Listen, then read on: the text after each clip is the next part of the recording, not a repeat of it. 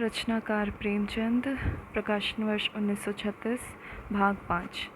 उधर गोबर खाना खाकर अहिराने में जा पहुंचा। आज झुनिया से उसकी बहुत सी बातें हुई थी। जब वह गाय लेकर चला तो झुनिया आधे रास्ते तक उसके साथ आई थी। गोबर अकेला गाय को कैसे ले जाता? अपरिचित व्यक्ति के साथ जाने में उसे आपत्ति होनी स्वाभाविक था। कुछ देर चलने के बाद झुनिया ने गोबर को मर्म भरी आंखों से देखकर कहा, अब तुम काहे को यहाँ कभी आओगे? एक दिन पहले तक गोबर कुमार था।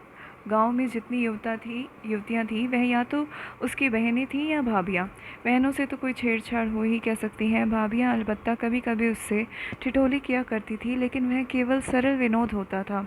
उनकी दृष्टि में अभी उसके यौवन में केवल फूल लगे थे। जब तक फल न लग जाए उस पर ढेले फेंकना व्यर्थ की बात थी। और किसी और से प्रोत्साहन न पाकर उसका कौमार्य उसके गले से चिपटा हुआ था। झुनिया का वंचित मन जैसे भाभियों के व्यंग्य और हास विलास ने और भी लोलुप बना दिया था। उसके कौमार्य ही पर ललचा उठा और उस कुमार में भी पत्ता खड़कते ही किसी सोए हुए शिकारी जानवर की तरह यौवन जाग उठा। गोबर ने आवरणहीन रसिकता के साथ कहा, अगर भिक्षुक को भीख मिलने की आशा हो तो वह दिन भर और रात भर दाता के द्वार पर खड़ा रहे। झुनिया ने कटाक्ष करके कहा, तो यह कहो तुम भी मतलब के यार हो। गोबर ने धमनियों का रक्त प्रबल हो उठा। बोला, भूखा आदमी अगर हाथ फैलाए तो उसे क्षमा कर देना चाहिए। झुनिया और गहरे पानी में उतरी। भिक्षु जब तक 10 द्वारे न जाए उसका पेट कैसे भरेगा? मैं ऐसे भिक्षु को मुंह नहीं लगाती। ऐसे तो गली गली मिलते हैं, फिर भिक्षुक देता क्या है? असीसों से तो किसी का पेट नहीं भरता।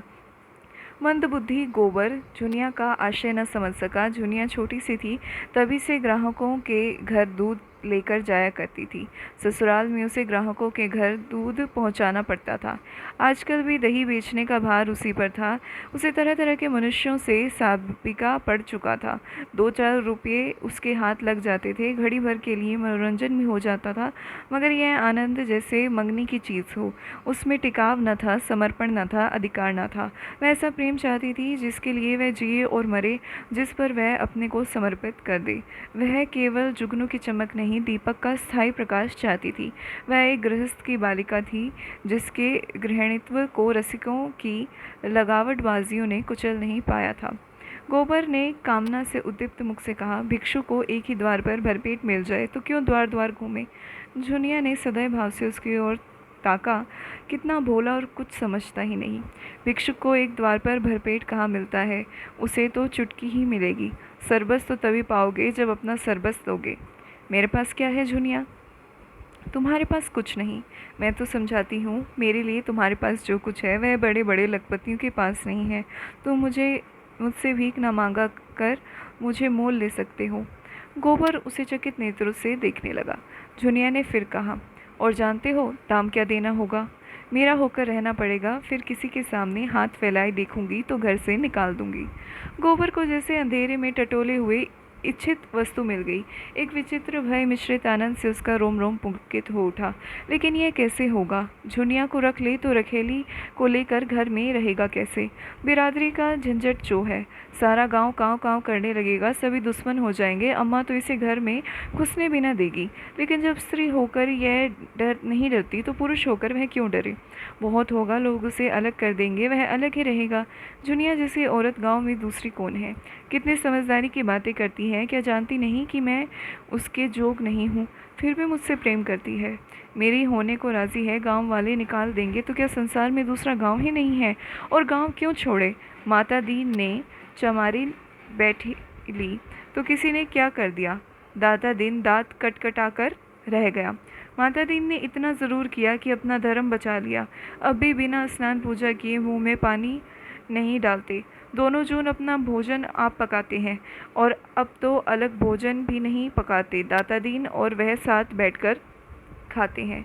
चिंगुरी सिंह ने बामनी रख ली, उनका किसी ने क्या कर लिया? उनका जितना आदर मान तब था उतना ही आज भी है, बल्कि और बढ़ गया। पहले नौकरी खोजते फिरते थे, अब उसके रुपये से महाजन बन बैठे। ठकुराई का रोब तो था ही, महाजनी का रोब भी जम गया। मगर फिर ख्याल आया कहीं जुनिया दिल लगी न कर रही हो, पहले इसकी ओर से निश्चिंत हो जाना आवश्यक था। उसने पूछा, मन से कहती हो जूना की खाली लालच दे रही हो? मैं तो तुम्हारा हो चुका, लेकिन तुम भी मेरी हो जाओगी? तुम मेरे हो चुके कैसे जानूं? तुम जान भी चाहो तो दे दूं। जान देने का अर्थ भी समझते हो? तुम समझा दो ना। जान देने का अर्थ है साथ रहकर निभा करना, एक बार हाथ पकड़कर उम्र भर निभा करते रहना, चाहे दुनिया कुछ कहे, चाहे माँ बाप भाई बंद घर द्वार सब कुछ छोड़ना पड़े। मुंह से जान देने वाले बहुतों को देख चुकी, भौरों की भांति फूल का रस लेकर उड़ जाते हैं, तुम भी वैसे ही ना उड़ जाओगे? गोबर ने एक हाथ में गाय की पगैया थी, दूसरे हाथ में उसने जुनिया का हाथ पकड़ लिया, जैसे बिजली के तार पर हाथ पकड़ा गया हो।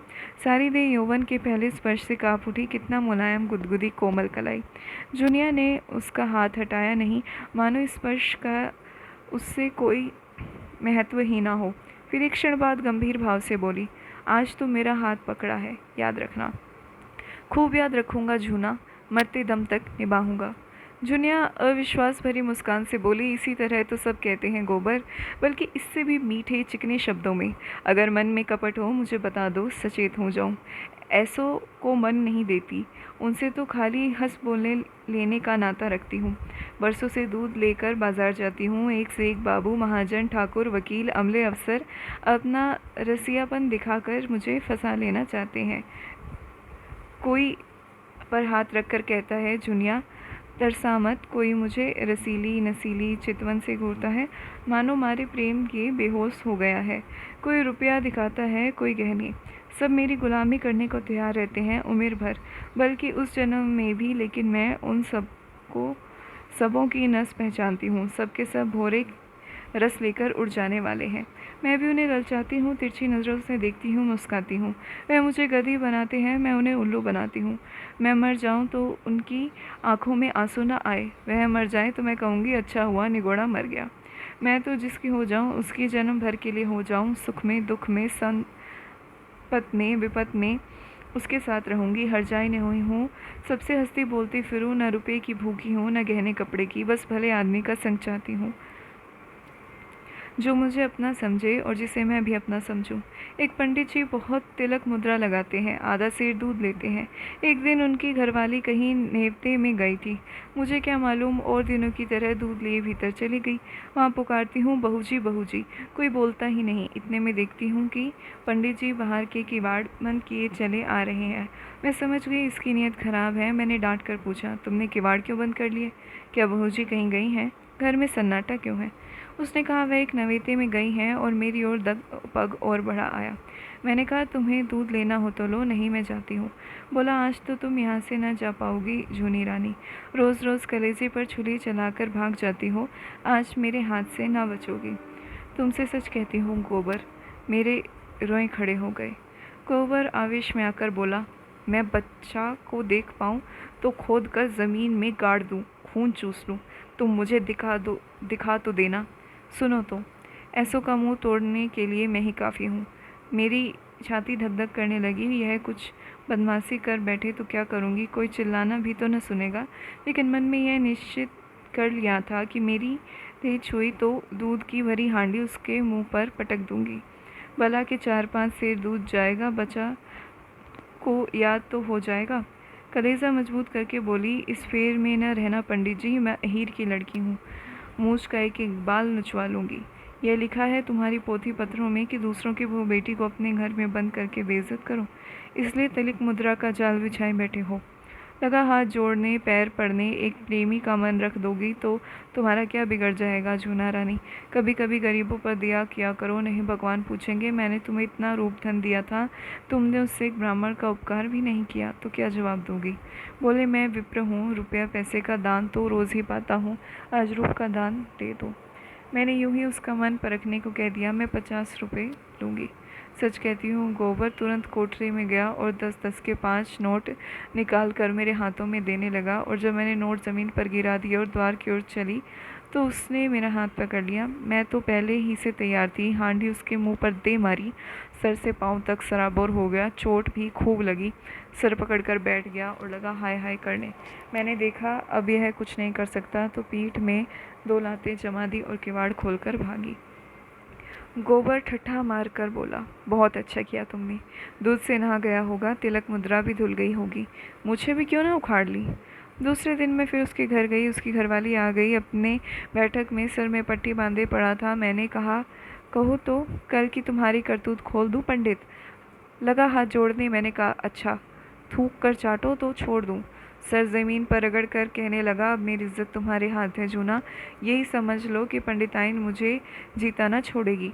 मुझे भी उस पर दया आ गई। गोबर को उसकी दया बुरी लगी। ये तुमने क्या किया? उसकी औरत से जाकर कह क्यों नहीं दिया? जूती से पिटती। ऐसी पाखंडियों पर दया न करनी चाहिए। तुम मुझे कल उसकी सूरत दिखा दो, फिर देखना कैसी मरम्मत करता हूँ। जुनिया ने उसके अर्ध विकसित यौवन को देखकर कहा, तुम उसे ना पाओगे। खास देव है, मुफ्त का माल उड़ाना है कि नहीं। गोबर अपनी यौवन का यह तिरस्कार कैसे सहता, डिंग मांग कर बोला, मोटे होने से क्या होता है? यहाँ फौलाद की हड्डियाँ हैं। 300 डंड रोज़ मारता हूँ। दूध घी नहीं मिलता? नहीं, अब तक सीना यूँ निकल आया होता। यह कहकर उसने छाती फैलाकर दिखाई। जुनिया ने आश्वस्त आंखों से देखा। अच्छा, कभी दिखा दूंगी, लेकिन वहाँ तो सभी एक से हैं। तुम किस किस की मरम्मत करोगे? न जाने मर्दों की क्या आदत है कि जहाँ कोई जवान सुंदर औरत देखी और बस लगे घूरने, छाती पीटने। और यह जो बड़े आदमी कहलाते हैं, ये तो निरे लंपट होते हैं। फिर मैं तो कोई सुंदरी नहीं हूँ। गोबर ने आपत्ति की। तुम्हें देखकर तो यही जी चाहता है कि कलेजे में बिठा ले। जुनिया ने उसकी पीठ में हल्का सा घूंसा जमाया। लगे औरों की तरह तुम भी चापलूसी करने। मैं जैसी कुछ हूँ वह मैं जानती हूँ, मगर लोगों को तो जवान मिल जाए घड़ी भर मन बहलाने को, और क्या चाहिए। गुण तो आदमी उसके देखता है जिसके साथ जन्म भर निर्वाह करना हो। सुनती भी हूँ और देखती भी हूँ, आजकल बड़े घरों को विचित्र लीला है। जिसके मोहल्ले में मेरी ससुराल है, उसी में गपड़ू गपड़ू नाम से काश्मीरी रहते हैं। बड़े भारी आदमी हैं। उनके यहाँ 5 सेर दूर लगता है। उनकी 3 लड़कियाँ थीं, कोई 20-20, 25-25 की होंगी। एक से एक सुंदर। तीनों बड़े कॉलेज में पढ़ने जाती थी। एक साहित्य कॉलेज में पढ़ती भी थी, 300 का महीना पाती थी। पढ़ाती भी थी, 300 का महीना पाती थी। सितार वह सब बजावे, हारमोनियम वह सब बजावे, नाचे वह, गावे वह, लेकिन ब्याह कोई न करती। राम जाने वह किसी मर्द को पसंद नहीं करती थी कि मर्द उन्हीं को पसंद नहीं करता था। एक बार मैंने बड़ी बीवी से पूछा तो हंसकर बोली, हम लोग यह रोग नहीं पालते, मगर भीतर ही भीतर खूब गुलछर्रे उड़ाती थी। जब देखूं 2-4 लौंडे उनको घेरे हुए हैं।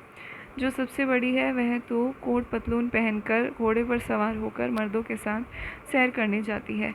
सारे शहर में उनकी लीला मशहूर थी। गपड़ू बाबू सर नीचे किए जैसे मुँह में कालिक सी लगाए रहते थे। लड़कियों को डांटते थे, समझाते थे, पर सब की सब खुल्लम खुल्ला कहती थी, तुमको हमारे बीच में बोलने का कुछ मजाल नहीं। हम अपने मन की रानी हैं। जो हमारी इच्छा होगी वह हम करेंगे। बेचारा बाप जवान जवान लड़कियों से क्या बोले। मारने बांधने से रहा, डांटने डबटने से रहा, लेकिन भाई बड़े आदमियों की बातें कौन चलावे। वह जो कुछ करें सब ठीक। उन्हें तो बिरादरी और पंचायत का भी डर नहीं। मेरी समझ में तो यह नहीं आता कि किसी का रोज़ रोज़ मन कैसे बदल जाता है। क्या आदमी गाय बकरी से भी गया बीता हो गया। लेकिन किसी को बुरा नहीं कहती भाई, मन को जैसे बनाओ वैसा बनता। ऐसों को भी देखती हूँ जिन्हें रोज़ रोज़ की दाल रोटी के बाद कभी कभी मुंह का स्वाद बदलने के लिए हलवा पूरी भी चाहिए।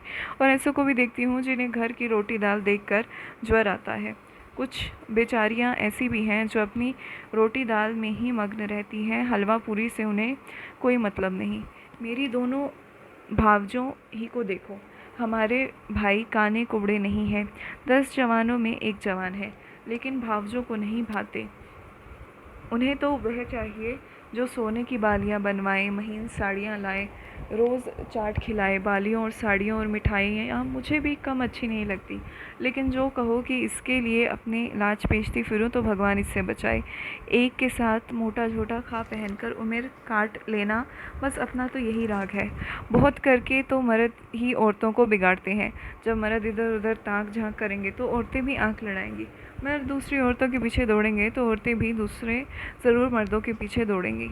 मर्द का हरजाईपन औरतों को भी उतना ही बुरा लगता है जितना औरत का मर्द को, ये समझ लो। मैंने तो अपने आदमी को साफ साफ कह दिया था, अगर तुम इधर उधर लपके तो मेरी जो भी इच्छा होगी वह करूँगी। यह चाहो कि तुम तो अपने मन की करो और औरत को मार की डर से अपने काबू में रखो तो यह ना होगा। तुम खुले खजाने करते हो, वह छिप कर करेगी, तुम उसे जला कर सुखी नहीं रह सकते।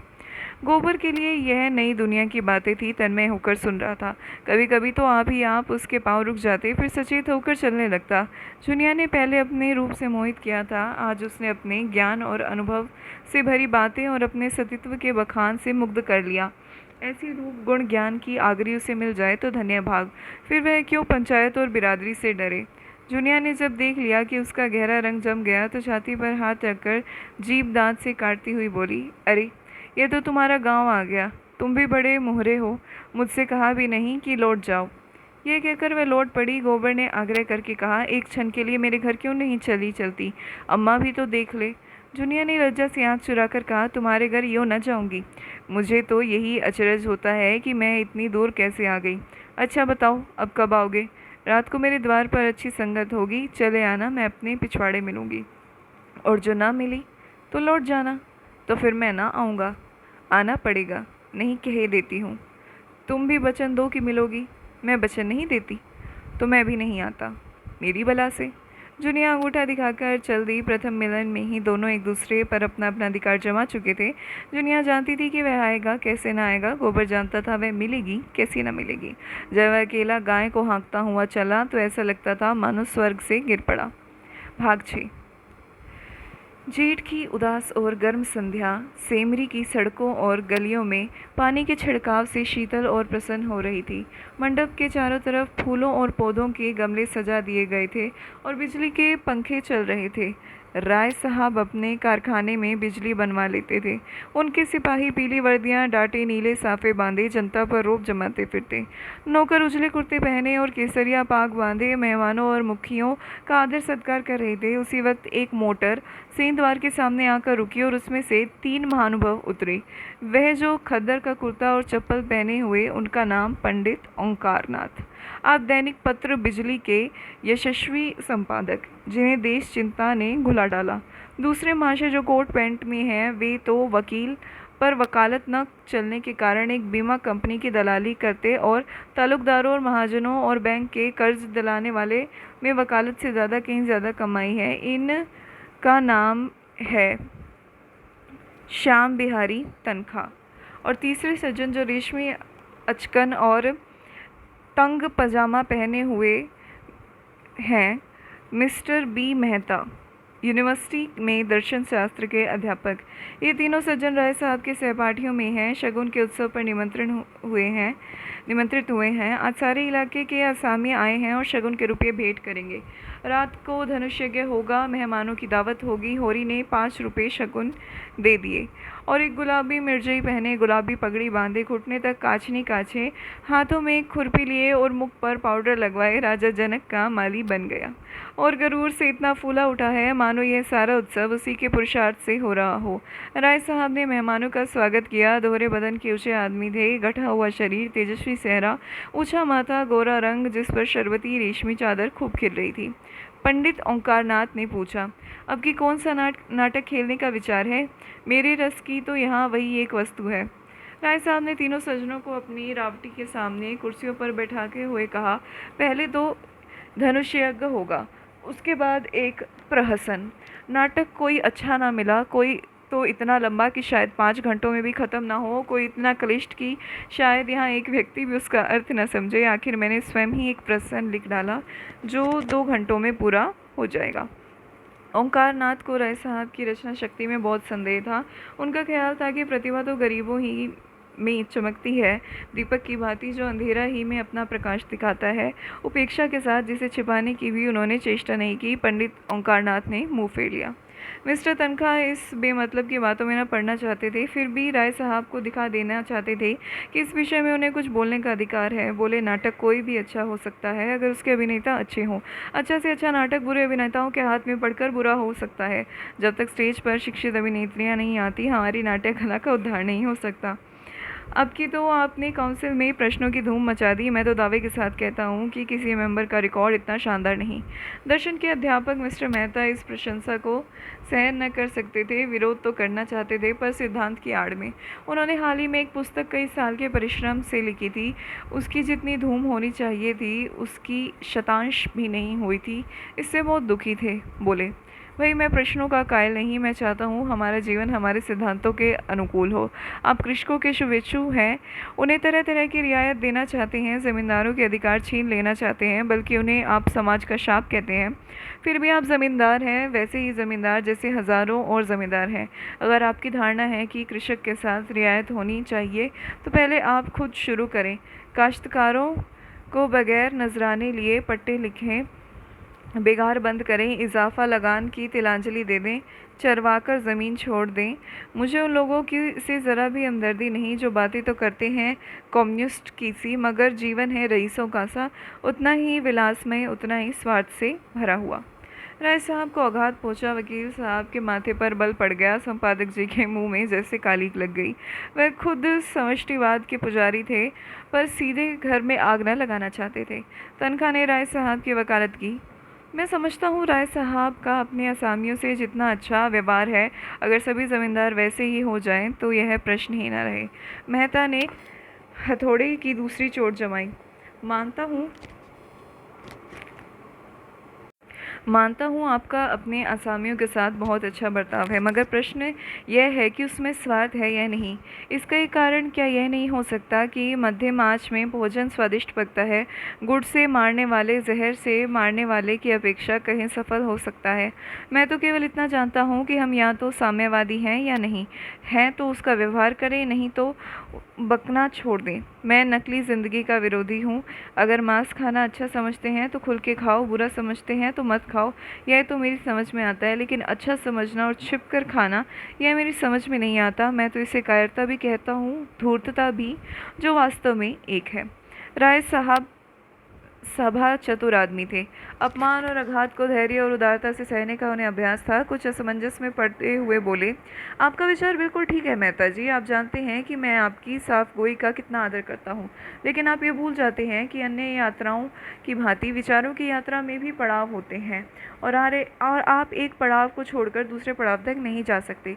मानव जीवन का इतिहास इसका प्रत्यक्ष प्रमाण है। मैं उस वातावरण में पला हूँ जहाँ राजा ईश्वर है और जमींदार ईश्वर का मंत्र। मेरे स्वर्गवासी पिता सामियों पर इतनी दिया करते थे कि पाले या सूखे में कभी आधा और कभी पूरा लगान माफ़ कर देते थे। अपने बखार से अनाज निकाल कर आसामियों को खिला देते थे। घर के गहने बेचकर कन्याओं के विवाह में मदद देते थे, मगर उसी वक्त तक जब तक प्रजा उनको सरकार और धर्मावतार कहती रहे, उन्हें अपना देवता समझकर उनकी पूजा करती रहे। प्रजा को पालना उनका सनातन धर्म था, लेकिन अधिकार के नाम पर वह कोड़ी का एक दांत भी फोड़ कर देना न चाहते थे। मैं उसी वातावरण में पला हूँ और मुझे गर्व है कि मैं व्यवहार में चाहे जो कुछ करूँ, विचारों में उनसे आगे बढ़ गया हूँ और यह मानने लग गया हूँ कि जब तक किसानों को यह रियायतें अधिकार के रूप में न मिलेंगी, केवल सद्भावना के आधार पर उनकी दशा न सुधर सकती। स्वेच्छा अगर अपना स्वार्थ छोड़ दे तो अपवाद है। मैं खुद सद्भावना करते हुए भी स्वार्थ नहीं छोड़ सकता। चाहता हूँ कि हमारे वर्ग को शासन और नीति के बल से अपना स्वार्थ छोड़ने के लिए मजबूर कर दिया जाए। इसे आप कायरता कहेंगे, मैं इसी विवशता कहता हूँ। मैं इसे स्वीकार करता हूँ कि किसी को भी दूसरों के श्रम पर मोटे होने का अधिकार नहीं। उपजीवी होना घोर लज्जा की बात है। कर्म करना प्राणी मात्र का धर्म है। समाज की ऐसी व्यवस्था जिसमें कुछ लोग मौज करें और अधिक लोग पिसें और खपें, कभी सुखद नहीं हो सकती। पूंजी और शिक्षा, जिसे मैं पूंजी ही का एक रूप समझता हूँ, इतना किला जितना जल्द टूट जाए उतना ही अच्छा है। जिन्हें पेट की रोटी में असर नहीं, उनके अफसर और नियोजक 10-10, 5-5 हज़ार फटकारे, यह हास्यास्पद है और लज्जास्पद भी। इस व्यवस्था ने हम जमींदारों में कितनी विलासिता, दुराचार, प्राधीनता, निर्लज्जता भर दी है, यह मैं खूब जानता हूँ। लेकिन मैं इन कारणों से इस व्यवस्था का विरोध नहीं करता। मेरा तो यह कहना है कि अपने स्वार्थ की दृष्टि से भी इसका अनुमोदन नहीं किया जा सकता। इस शान को निभाने के लिए हमें अपनी आत्मा की इतनी हत्या करनी पड़ती है कि कि हम में आत्माभिमान का नाम भी नहीं रहा। हम अपने असामियों को लूटने के लिए मजबूर हैं। अगर अफसरों की कीमती कीमती डालियाँ न दें तो बागी समझे जाएंगे, शान से न रहें तो कंजूस कहलाएंगे। प्रगति की ज़रा सी आहट पाते ही हम काँप उठते हैं और अफसरों के पास फरियाद लेकर दौड़ते हैं कि हमारी रक्षा कीजिए, हमें अपने ऊपर विश्वास नहीं रहा, न पुरुषार्थ ही रह गया। बस हमारी दशा उन बच्चों की सी है जिन्हें चम्मच में दूध पिलाकर पाला जाता है, बाहर से मोटे, अंदर से दुर्बल, सत्वहीन, मोहताज। मेहता ने ताली बजाकर कहा, हियर हियर, आपकी ज़ुबान में जितनी बुद्धि है काश उसकी आधी भी मस्तिष्क में होती। खेद यही है कि सब कुछ समझते हुए भी आप अपने विचारों को व्यवहार में नहीं लाते। ओंकारनाथ बोले, अकेला चना भाड़ नहीं फोड़ सकता मिस्टर मेहता। हमें समय के साथ चलना भी है और उसे अपने साथ चलाना भी। बुरे कामों में ही सहयोग की ज़रूरत नहीं होती, अच्छे कामों में भी सहयोग उतना ही ज़रूरी है। आप ही क्यों 800 रुपये महीना हड़पते हैं जब आपके करोड़ों भाई केवल 8 रुपये में अपना निर्वाह कर रहे हैं। राय साहब ने ऊपरी खेद लेकिन भीतरी संतोष से संपादक जी को देखा और बोले, व्यक्तिगत बातों पर आलोचना न कीजिए संपादक जी, हम यहाँ समाज की व्यवस्था पर विचार कर रहे हैं। मिस्टर मेहता उसी ठंडे मन से बोले, नहीं नहीं, मैं इसे बुरा नहीं समझता। समाज व्यक्ति से ही बनता है और व्यक्ति को भूलकर हम किसी व्यवस्था पर विचार नहीं कर सकते। इसलिए मैं इतना वेतन लेता हूँ कि मेरा इस व्यवस्था पर विश्वास नहीं है। संपादक जी को अचंभा हुआ, अच्छा, तो आप वर्तमान व्यवस्था के समर्थक हैं। मैं इस सिद्धांत का समर्थक हूँ कि संसार में छोटे बड़े हमेशा रहेंगे और उन्हें हमेशा रहना चाहिए। इसे मिटाने की चेष्टा करना मानव जाति के सर्वनाश का कारण होगा। कुश्ती का जोड़ बदल गया। राय साहब किनारे खड़े हो गए। संपादक जी मैदान में उतरे। आप 20वीं सदी में भी ऊंच नीच का भेद मानते हैं? जी हाँ, मानता हूँ, बड़े ज़ोरों से मानता हूँ। जिस मत के आप समर्थक हैं वह भी तो कोई नई चीज़ नहीं। कब से मनुष्य के ममत्व का विकास हुआ तब उस मत का जन्म हुआ। बुद्ध और प्लेटो और ईसा सभी समाजों में समता प्रवर्तक थे। यूनान और रोम और सीरिया सभी सभ्यताओं ने उसकी परीक्षा की, पर अप्राकृतिक होने के कारण कभी वह स्थायी न बन सकी। आपकी बातें सुनकर मुझे आश्चर्य हो रहा है। आश्चर्य अज्ञान का दूसरा नाम है। मैं आपका कृतज्ञ हूँ अगर आप इस विषय पर कोई लेखमाला शुरू कर लें। जी, मैं इसका अहमक नहीं, अच्छी रकम दिलवाए तो अलबत्ता। आपने सिद्धांत ही ऐसा लिया कि खुले खजाने पब्लिक को लूट सकते हैं। मुझ में और आप में अंतर इतना ही है कि मैं जो कुछ मानता हूँ उस पर चलता हूँ। आप लोग मानते कुछ हैं, करते कुछ और। धन को आप किसी अन्याय से बराबर फैला सकते हैं, लेकिन बुद्धि को, चरित्र को, रूप, प्रतिभा को और बल को बराबर फैलाना तो आपकी शक्ति के बाहर है। छोटे मोटे का भेद केवल धन से ही नहीं होता। मैंने बड़े बड़े धन कुबेरों को भिक्षुओं के सामने घुटने टेकते हुए देखा है, और आपने भी देखा होगा रूप की चौखट पर बड़े बड़े महीप नाक रगड़ते हैं। क्या ये सामाजिक विषमता नहीं है? आप रूस की मिसाल देंगे, वहाँ इसके सिवाय और क्या है कि मील के मालिक ने राज कर्मचारी का रूप ले लिया। बुद्धि तब भी राज करती है, अब भी करती है और हमेशा करेगी। मुझ में और आप में अंतर इतना ही है कि मैं जो कुछ मानता हूँ उस पर चलता हूँ। आप लोग मानते कुछ हैं और करते कुछ हैं। धन को आप किसी अन्याय से बराबर फैला सकते हैं, लेकिन बुद्धि को, चरित्र को, रूप को, प्रतिभा को और बल को बराबर फैलाना तो आपकी शक्ति के बाहर है। छोटे बड़े का भेद केवल धन से ही तो नहीं होता। मैंने बड़े बड़े धन कुबेरों को भिक्षुओं के सामने घुटने टेकते देखा है, और आपने भी देखा होगा रूप की चौखट पर बड़े बड़े महीप नाक रगड़ते हैं। क्या यह सामाजिक विषमता नहीं? आप रूस की मिसाल देंगे, वहाँ इसके सिवाय और क्या है कि मील के मालिक ने राज कर्मचारी का रूप ले लिया है। बुद्धि तब भी राज करती थी, अब भी करती है और हमेशा करेगी। तश्तरी में पान आ गए। राय साहब ने मेहमानों को पान और इलायची देते हुए कहा, बुद्धि अगर स्वार्थ से मुक्त हो तो उसे अपनी प्रभुता मानने में कोई आपत्ति नहीं। समाजवाद का यही आदर्श है। हम साधु महात्माओं के सामने इसीलिए सिर झुकाते हैं कि उनमें त्याग का बल है। इसी तरह हम बुद्धि के हाथ में अधिकार भी देना चाहते हैं, सम्मान भी, नेतृत्व भी, लेकिन संपत्ति किसी तरह नहीं।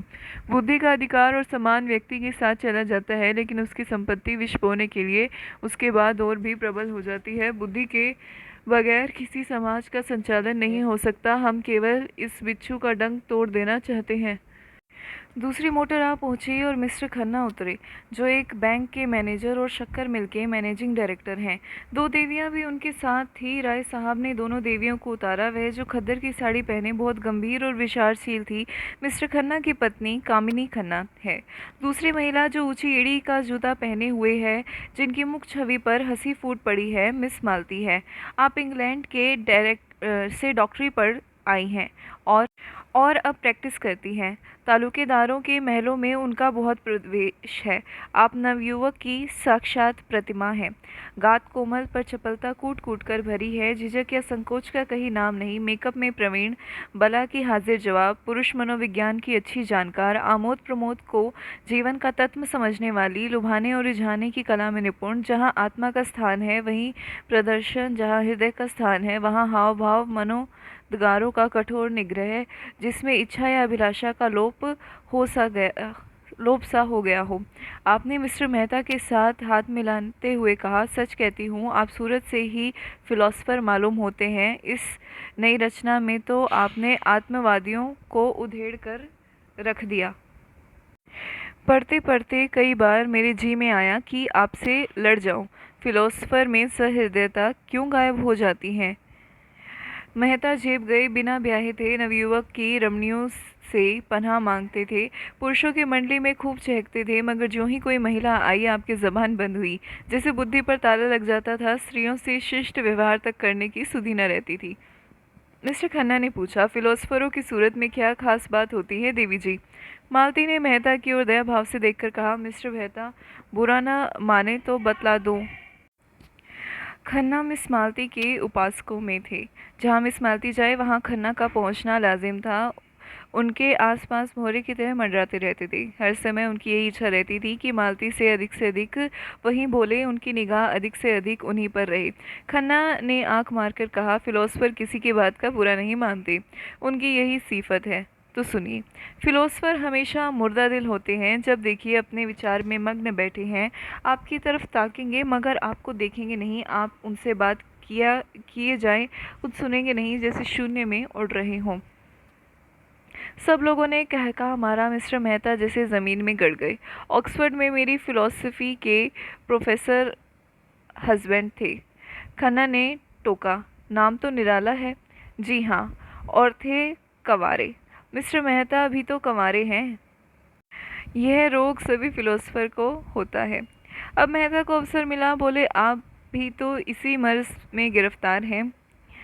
मैंने प्रतिज्ञा की है कि किसी फिलोसफर से शादी करूंगी और वह वर्ग शादी के नाम से घबराता है। हस्बैंड साहब तो स्त्री को देखकर घर में छिप जाते थे। उनके शिष्यों में कई लड़कियां थी। अगर उनमें से कोई कभी कुछ पूछने के लिए उनके ऑफिस में चली जाती तो आप ऐसे घबरा जाते जैसे कोई शेर आ गया हो। हम लोग उन्हें खूब छेड़ा करते थे। बेचारे बड़े सरल हृदय, कई हजार की आमदनी थी, पर मैंने उन्हें हमेशा एक ही सूट पहने देखा। उनकी एक विधवा बहन थी, वही उनके घर का सारा प्रबंध करती। मिस्टर हस्बैंड को तो खाने की फिक्र ही न रहती। मिलने वालों के डर से अपने कमरे में द्वार बंद करके लिखा पढ़ी करते। भोजन का समय आ जाता तो उनकी बहन आहिस्ता से भीतर के द्वार पर उनके पास जाकर किताब बंद कर देती। तब उन्हें मालूम होता कि खाने का समय हो गया है। रात को भी भोजन का समय बंधा हुआ था। उनकी बहन कमरे की बत्ती बुझा दिया करती थी। एक दिन बहन ने किताब बंद करनी चाहिए तो आपने पुस्तक को दोनों हाथों से दबा लिया और भाई बहन में जोर आजमाई होने लगी। आखिर बहन उनकी पहिएदार कुर्सी को खींचकर भोजन के कमरे में लाई। राय साहब बोले, मगर मेहता साहब तो बड़े खुश मिजाज और मिलनसार हैं, नहीं इस हंगामे में क्यों आते? तो आप फिलोसफर न होंगे। जब अपने चिंताओं से हमारे सर में दर्द होने लगता है तो विश्व की चिंता सिर पर लाद कर कोई कैसे प्रसन्न रह सकता है? उधर संपादक जी श्रीमती खन्ना से अपने आर्थिक कठिनाइयों की कथा कह रहे थे।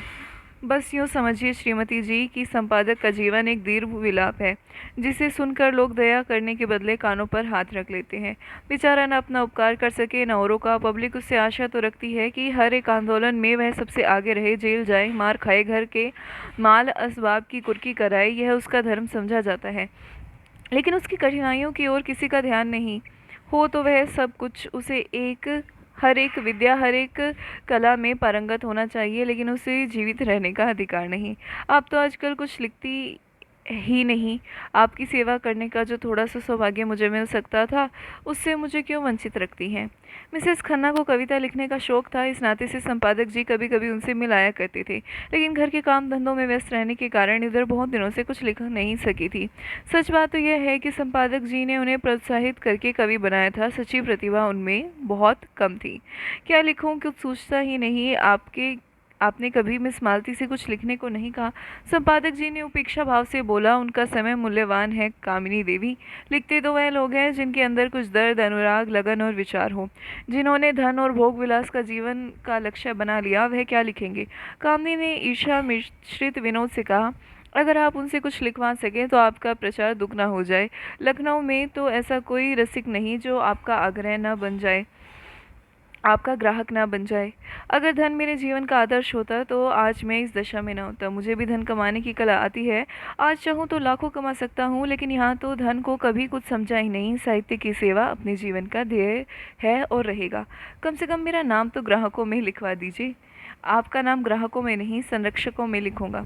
संरक्षकों में रानी महारानियों के को रखिए, जिनकी थोड़ी सी खुशामद करके आप अपने पत्र को लाभ की चीज़ बना सकते हैं। मेरी रानी महारानी आप हैं, मैं तो आपके सामने किसी रानी महारानी की हकीकत नहीं समझता। जिसमें दया और विवेक है वही मेरी रानी है, खुशामद से मुझे घृणा है। कामनी ने चुटकी ली, लेकिन मेरी खुशामद तो आप कर रहे हैं संपादक जी। संपादक जी ने गंभीर होकर श्रद्धापूर्ण भाव से कहा, यह खुशामद नहीं देवी जी, हृदय के सच्चे उद्गार हैं। राय साहब ने पुकारा, संपादक जी जरा इधर आइए, मिस मालती आपसे कुछ कहना चाहती है। संपादक जी, वह सारी अकड़ गायब हो गई, नम्रता और विनय की मूर्ति बने हुए आकर खड़े हो गए। मालती ने उन्हें सदै नेत्रों से देखकर कहा, मैं अभी कह रही थी कि दुनिया में मुझे सबसे ज़्यादा डर संपादकों से लगता है। आप लोग जिसे चाहें एक क्षण में बिगाड़ दें। मुझी से चीफ सेक्रेटरी साहब ने एक बार कहा, अगर मैं इस ब्लडी ओंकारनाथ को जेल में बंद कर सकूं तो अपने को भाग्यवान समझूं। ओंकारनाथ ने बड़ी बड़ी मूछें खड़ी हो गई, आंखों में गर्व की ज्योति चमक उठी। यूं में बहुत ही शांत प्रकृति के आदमी थे, लेकिन ललकार सुनकर उसका पुरुषत्व उत्तेजित हो गया। दृढ़ता भरे स्वरों में बोली, इस कृपा के लिए आपका कृतज्ञ हूँ।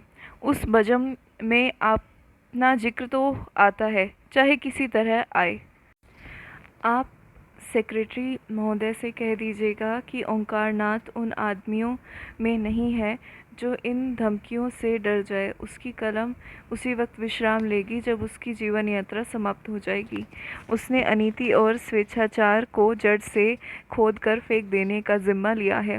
मिस मालती ने और उकसाया, मगर मेरी समझ में आपकी यह नीति नहीं आती कि जब आप मामूली शिष्टाचार से अधिकारियों का सहयोग प्राप्त कर सकते हैं तो क्यों उनसे कन्नी काटते हैं।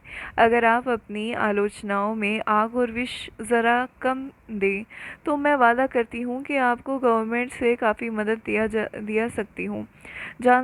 जनता को तो आपने देख लिया, उससे अपील की, उसकी खुशामद की, अपने कठिनाइयों की कथा कही, मगर कोई नतीजा न निकला।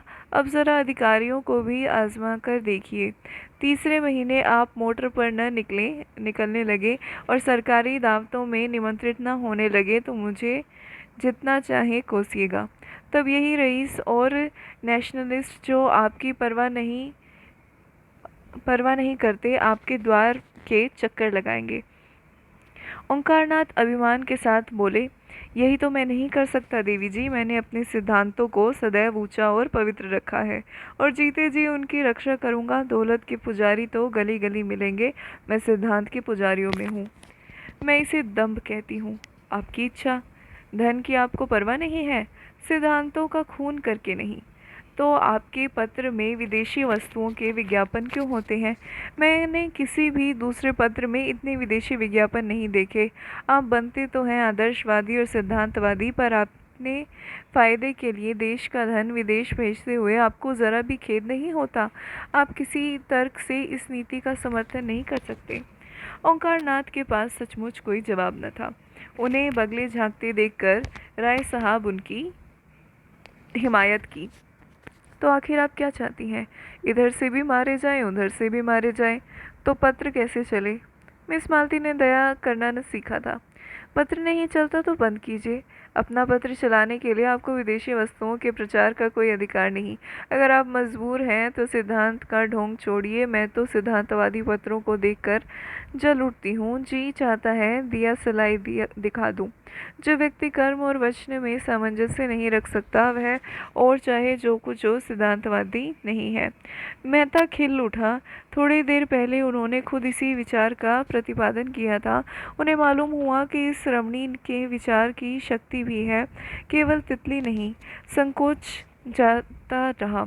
यही बात अभी मैं कह रहा था। विचार और व्यवहार में सामंजस्य का न होना ही धूर्तता की मक्कारी है। धूर्तता है, मक्कारी है। मिस मालती प्रसन्न मुख से बोली, तो इस विषय में आप और मैं एक हैं, और मैं भी फिलोसफर होने का दावा कर सकती हूँ। खन्ना की जीभ में खुजली हो रही थी। बोले, आपका एक एक अंग फिलॉसफी में डूबा हुआ है। मालती ने उनकी लगाम खींची। अच्छा, आपको भी फिलॉसफी में दखल है? तो मैं समझती थी आप बहुत पहले अपने फिलॉसफी को गंगा में डुबा बैठे। नहीं, आप इतने बैंकों और कंपनियों के डायरेक्टर ना होते। राय साहब ने खन्ना को संभाला। तो क्या आप समझती हैं कि फिलोसफरों को हमेशा फाके मस्त रहना चाहिए? जी हाँ, फिलोसफर अगर मोह पर विजय ना पा सके तो फिलोसफर कैसा? इस लिहाज से तो शायद मिस्टर मेहता भी फिलोसफर न ठहरे।